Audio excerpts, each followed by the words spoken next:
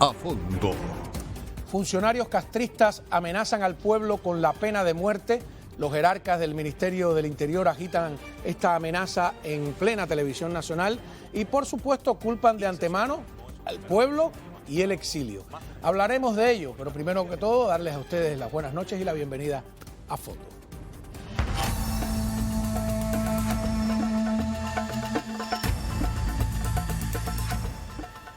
Muy bien, contamos hoy con la ayuda de Sebastián Arcos Casabón, subdirector del Instituto de Investigaciones Cubanas de la Universidad Internacional de la Florida, también uno de los fundadores de la, digamos, la segunda generación del Movimiento Pro Derechos Humanos, que para mí es la primera, en el fondo, ¿no? Pero gracias por estar acá. No sé, digo, porque yo sé que en la cárcel, Bofil, Marta Fraire fundaron. Los fundadores son los fundadores, nosotros venimos después. En el año 86, 87 es cuando adquiere, digamos, dimensión nacional, sí, con ustedes. Empieza a crecer. El movimiento. Vamos a empezar con el vocero Humberto López y su coronel Otto Molina Rodríguez, que es el presidente de la Sala de lo Penal del Tribunal Supremo Impopular. Veamos. Trato de entender, si usted está instigando a asesinar y solo queda en instigación, estamos en el primer párrafo, la sanción es más pequeña. Pero si se asesina, entonces es asesinato, ya no es instigación a delito. Correctamente. Y además de eso, también prevé, más adelante en los apartados de ese delito, que si usted lo hace a través de las redes sociales, como está aconteciendo, ahí está, se agravan los marcos penales. Claro, esto tiene que ver con el poder y el alcance que tienen los medios sociales. Claro, no es lo mismo decirlo bajito a alguien que decirlo a través de las redes sociales. A ver, primero esto de... Como que te tolero, díselo al vecino bajito, pero en las redes sociales no hables, no digas. Y la utilización de los medios de difusión, a mí me da la impresión que es para intimidar, no sé cómo... Absolutamente es para intimidar, porque la situación, las condiciones en Cuba ahora están tan calientes por la situación económica, por la situación política, la falta de electricidad, el verano que se nos viene encima, que a ellos no les queda más remedio que intimidar, que atemorizar a las personas para que no vuelvan a salir a la calle como lo que ocurrió en Santiago de Cuba hace poco o lo que ocurrió hace 2 años a nivel nacional, porque definitivamente la luz no la pueden poner. Entonces no les queda más remedio que atemorizar, que espantar a la gente. Esto es lo que te espera si sales a la calle, esto es lo que te espera si te sumas, aunque sea online, a este movimiento de oposición al régimen.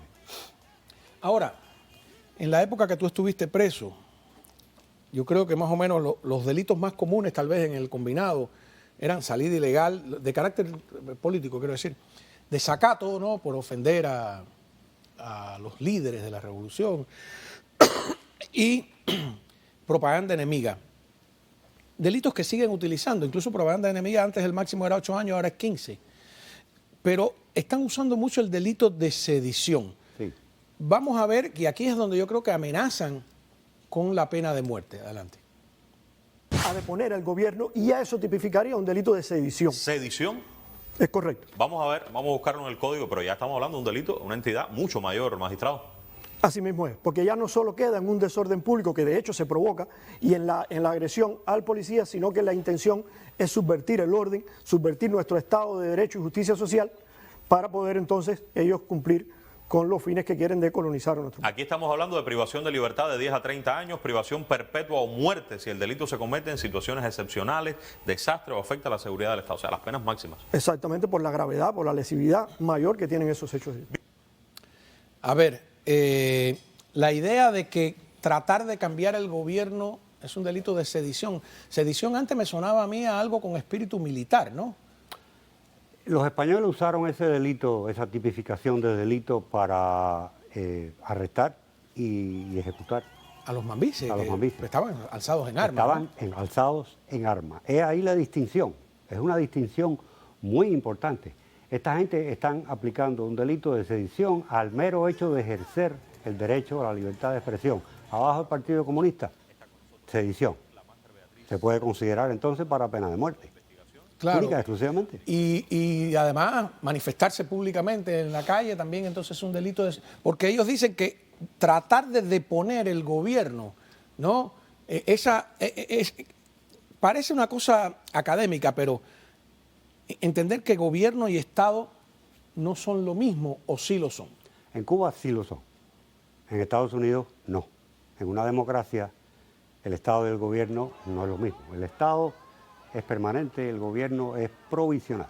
Está ahí de manera provisional. Tiene que someterse a la voluntad del pueblo cada cierto periodo de tiempo. En el caso de un Estado totalitario, el gobierno y el Estado se fusionan. Es ahí el poder de permanencia de un Estado totalitario. Por eso todavía estamos lidiando con un Estado totalitario en Cuba. Por eso fue tan difícil salir de los Estados totalitarios en Europa. Por esa fusión entre ambos. Entonces el Estado, no hay independencia de poder. El Estado define la ley. ¿Cuál es la ley? Según le conviene al Estado. En este caso el Estado y el gobierno, que son el mismo, son permanentes. Y el Estado se protege y el gobierno se protege con el uso exclusivo de la ley y el uso exclusivo además de la autoridad de la violencia, digamos, contra la población.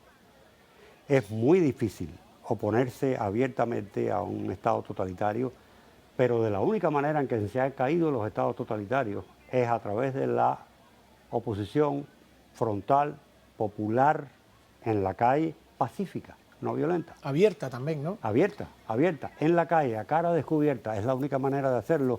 Ellos están tratando de poner el parche antes que salga el grano, porque ellos saben que cientos de miles o millones de cubanos en la calle son imposibles de parar. El Comité Cubano Pro Derechos Humanos al que tú pertenecías, yo tengo la idea de que sacó a la oposición del clandestinaje. O sea, fueron los primeros que obtuvieron denuncias de ciudadanos con nombre, apellido, número de carnet de identidad. Yo no me escondo, yo te estoy denunciando. Exacto. Esa estrategia a la que ellos siempre le han temido, ¿no? De alguna manera. Ellos quisieran volver a meter a la oposición dentro del clandestinaje. Algunos aquí en el exilio lo promueven. ¿No sería un error?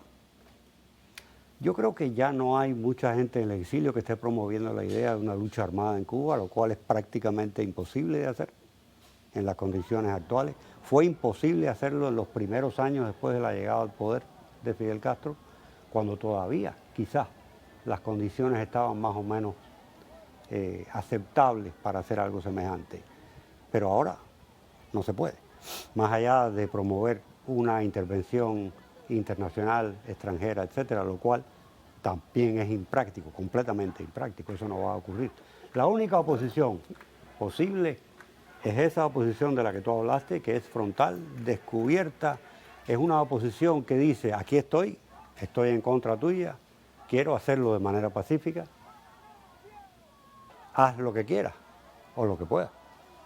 Ahora, el tema de la pena de muerte, no sé si es que yo quiero rizar el rizo, pero cuando veo reportes de prensa que dicen la pena de muerte no se aplica en Cuba desde la fecha tal,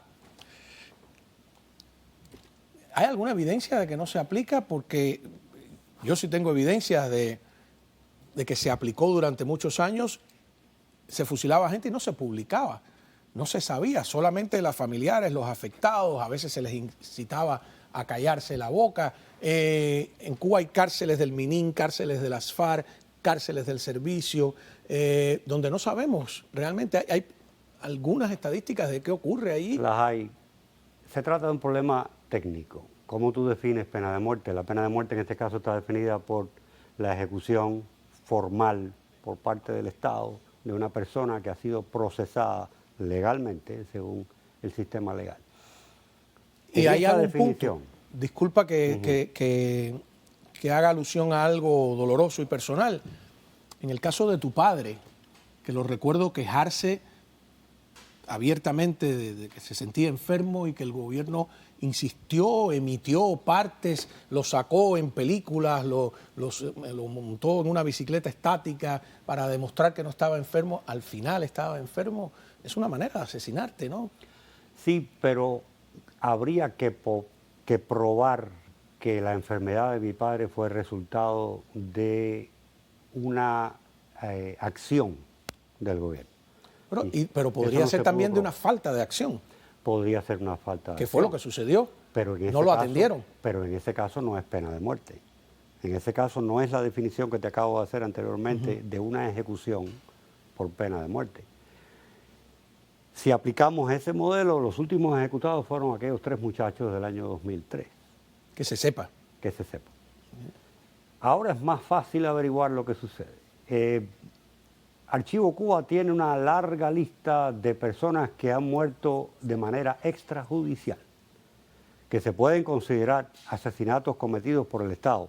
El caso más famoso es el de Payá,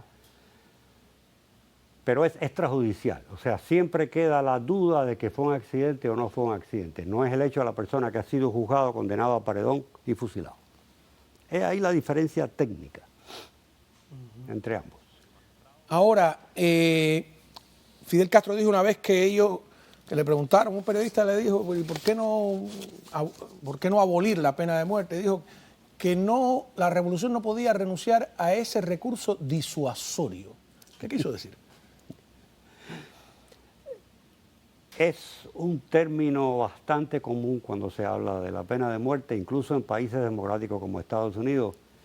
La pena de muerte se considera un disuasivo a cometer crimen, para el criminal. O sea, si usted comete un crimen en tal estado y mata a un policía, digamos, puede ser condenado a la pena de muerte. Y se usa el término disuasivo. Ese fue el mismo término que Fidel Castro usó en esa misma acepción, digamos, del término. Disuadir a la gente de que no haga ciertas cosas porque te voy a matar. De la manera, con la frecuencia y con la, digamos, ligereza con que se mató en Cuba, con la que se ejecutó en Cuba a personas por delitos políticos durante los años 60, fue un disuasivo y funcionó.